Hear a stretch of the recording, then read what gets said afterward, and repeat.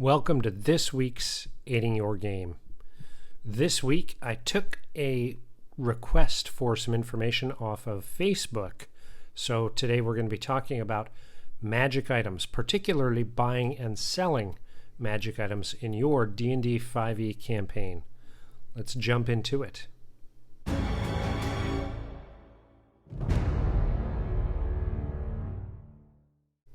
So I often mine social media for subjects to talk about on our videos, items to discuss and review and look at, and put some information out there and dive into.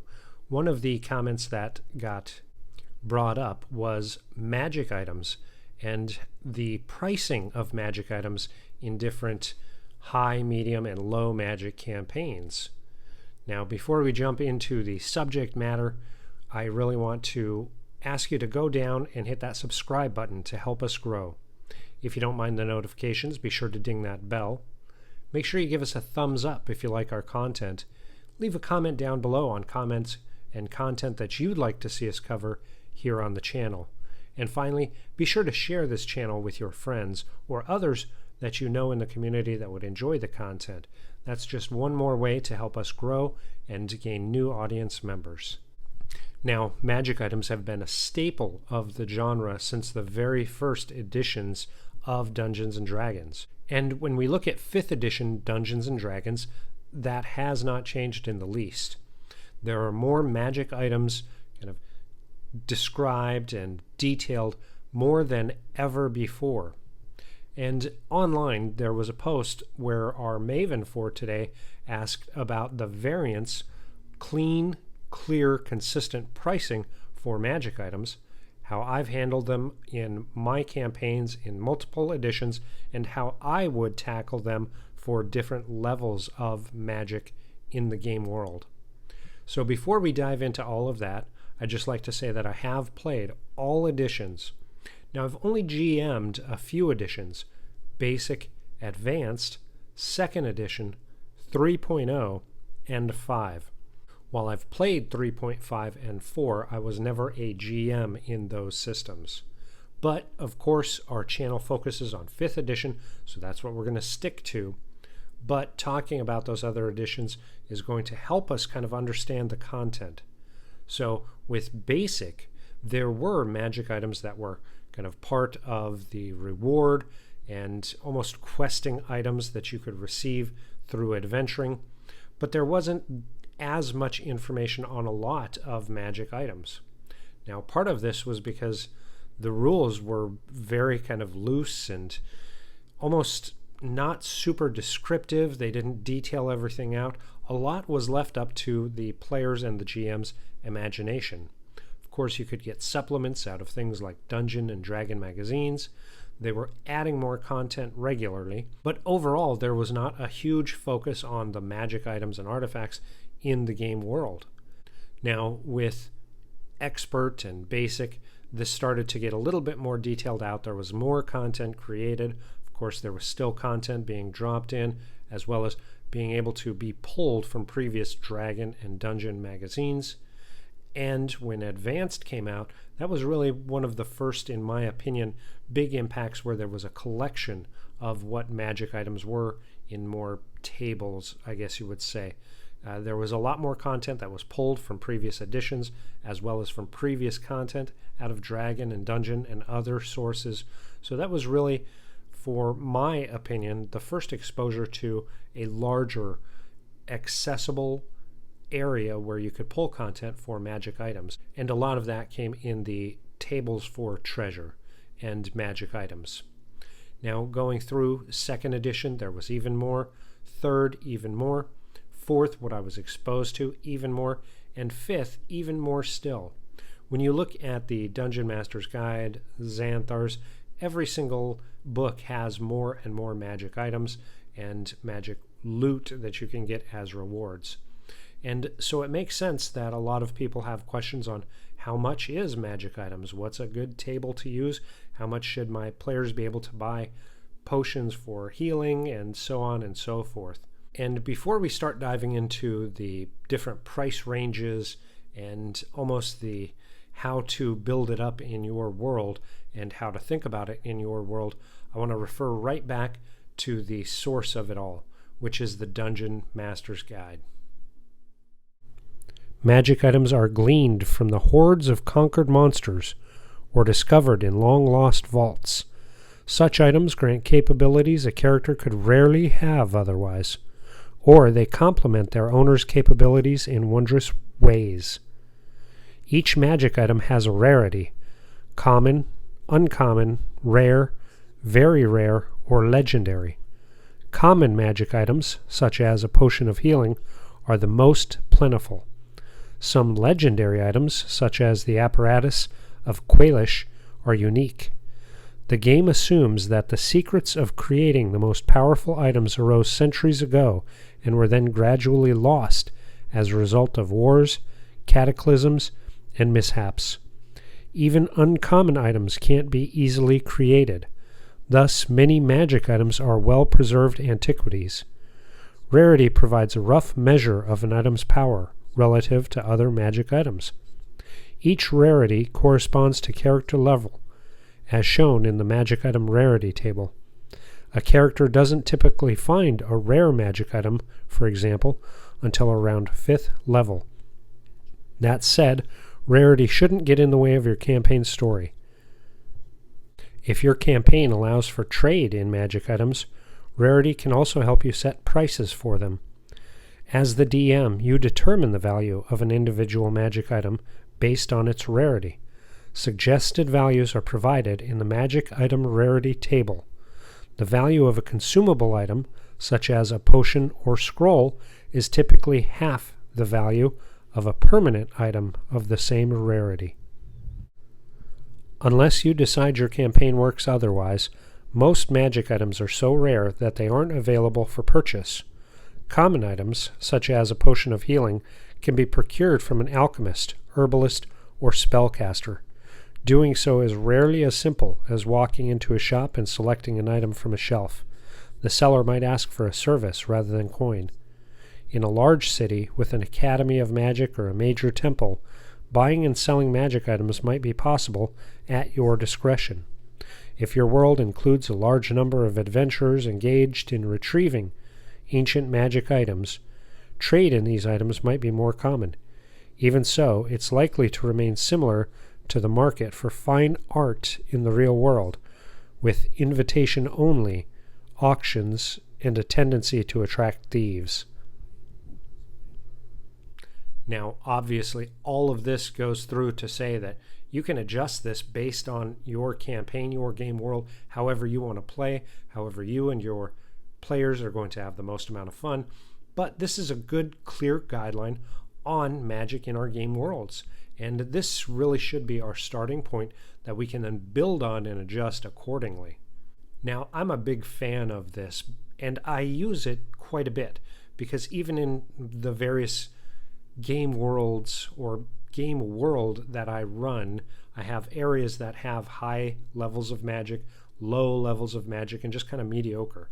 So the way I break all of this down is kind of by those areas. Using the table out of the Dungeon Master's Guide, I put both low and high, as well as consumable low and consumable high, in just a quick, rough chart. You can see at a place where you can cheaply and easily get magic items. I've got common items, like a potion of healing, at 50. Because it's consumable, it would actually be 25 gold pieces. And then items like a bag of tricks or a spell scroll of a first level would be at that 25. The high price, so an area where it's harder to get, would be 50 for those consumables. So that's how I kind of break down. You can review the chart and see where I've put common, uncommon, rare, very rare, and legendary pricing on this chart. And as a bonus for our Maven, here are rock bottom low prices if you were to have common items like a potion of healing at 5 gold pieces. Definitely a challenge, because if you look at the price of legendary at 5,000, it does not make it quite as magical. Now, my high magic areas in some of the largest capital cities, there's going to be more and more access to magic items, enchantments, and items where the players can benefit from magic and its magic effects. However, I never get to a point to where the magic items are so common that everybody has access to them and they're almost worthless. In my opinion, and again, this is all based on my opinion, magic in our fantasy worlds should be something that is more mystical and more desired for our players and even NPCs to try to attain. That should lead to quests and adventures and opportunities for better storytelling and ways for us to creatively tell stories of gaining these items as a collective table. Now, one of the things that I'm going to do is actually put together a kind of guide, if you will, and it's going to cover 5 magic markets. And I'm going to get this onto DM's Guild. You can find the link down below. If the link is not active yet, that just means I have not completed the work yet, but it will be soon. And each of these 5 marketplaces are going to give anybody who wants them an opportunity to pull in how I utilize magic and the acquisition of magic into my campaigns. Each of these 5 markets are from 5 different regions, so they cover areas where there is magic just really prevalent and more accessible, all the way to where it is coveted and extremely challenging to get magic items. Each of these magic markets will describe the area as well as the NPCs that I regularly use for these areas to have the players acquire their magic items and magic gear, whether that's armor or weapons or health potions or what have you. Each of them has their own tables that I've kind of built. I will try to flesh those out really well so you can get a good sense of what's on there and why, as well as a bit of a descriptor for each of those. So please make sure you go into DM's Guild and check that out as well. If the link is not active yet, that just means it is not completed. Please check back. It will be a free download. However, of course, any opportunity that you have to add a donation to there will help with offsetting some of the costs, as well as just a reward. So I always appreciate that. Now, for me, as we look at the magic items and magic iterations, one thing to think about is comparing the information that we have from the Dungeon Master's Guide that we covered previously and look at it through a couple of different lenses. The first one is crafting, which can be found on page 129 of the Dungeon Master's Guide. Let's read what it says. Magic items are the DM's purview, so you decide how they fall into the party's possession. As an option, you can allow characters to craft magic items. The creation of a magic item is a lengthy, expensive task. To start, a character must have a formula that describes the construction of the item. The character must also be a spellcaster with spell slots and must be able to cast any spells that the item can produce.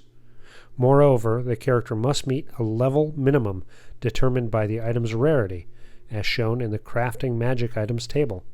For example, a 3rd level character could create a wand of magic missiles, which is an uncommon item, as long as the character has spell slots and can cast magic missile.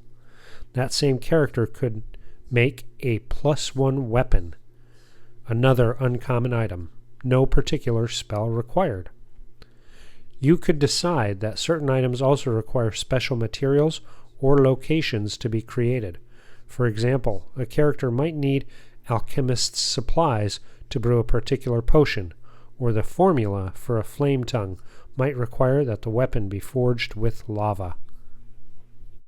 Now, obviously, if your players think about if they were to be the ones crafting, it is time, it's experience, it's levels of experience, it's money. So thinking about magic items that have to be crafted and created, and then the benefits it gives, you can see why the guidelines really say that there should not be a huge wealth of magic items. It does take time and energy and level, and if you think about a kingdom who wants to arm all of their soldiers with a +1 weapon alone, the time it takes to create those enchantments, the cost it takes to create those enchantments, and the expertise that's required to create those attachments for, let's say, 100,000 soldiers, you can see why magic items should be more rare than just run-of-the-mill equipment. Also, that just covers 1 +1 enchantment. Think if you're making +1 arrows for all the archers and you want to have 12 arrows each. It's a lot of time, effort, and of course experience and money to do that. So magic items should be, in my opinion, more rare and harder to come by. They should be the point of quests. It should be something that leads to epic opportunities for storytelling, and when they get that reward, it should feel like a massive reward, something they've earned, something they can't just go and get.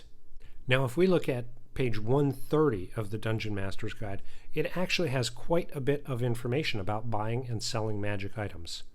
Let's see what it says. Few people can afford to buy a magic item, and fewer still know how to find one. Adventurers are exceptional in this regard due to the nature of their profession. A character who comes into possession of a common, uncommon, rare, or very rare magic item that he or she wants to sell can spend downtime searching for a buyer. This downtime activity can be performed only in a city or another location where one can find wealthy individuals interested in buying magic items. Legendary magic items and priceless artifacts can't be sold during downtime. Finding someone to buy such an item can be the substance of an adventure or a quest. So this is how I base magic in my game worlds, really following a lot of the information from the rules and how to price, how to sell, how to manage, how to make and create and craft. And that really guides my standards. Again, my areas are broken up to where items are more accessible and there are areas where it's less accessible. So in a quick answer for our Maven, I have put together just a quick chart to go over if you want to have common items be 5 gold pieces, or something like a potion of healing be 5 gold pieces where you can get them at a convenience store like an energy drink, versus more challenging to get where the price and rarity is extremely expensive. Now, all of this was taken right out of the Dungeon Master's Guide, page 135, and a couple of other sources, but this handy chart should help. It should answer your questions, but ultimately, the choice is up to you, how populated or unpopulated with magic items and enchantments you want to have your game worlds. This is just put together to help you with your storytelling and what you're looking at, what you've asked for. This is not how I run all of my games. And again, because I utilize a more rare magic levels in my games, I tend to go on the higher end, which you'll see in the information that I'll put out on DM's Guild. But I hope this has helped. I hope this answers your questions, and I hope this leads to added game storytelling and opportunity for you and your players to have fun around the table. Join me next week as we cover a new subject, talk more about opportunities to play more games around the table. I hope you enjoyed that video. Here's a link to another video that you may enjoy. Also, make sure you hit that subscribe button to help us grow. If you'd like to support us, make sure you check out the description of the video with some links and leave a comment to let us know, where will your adventures take you?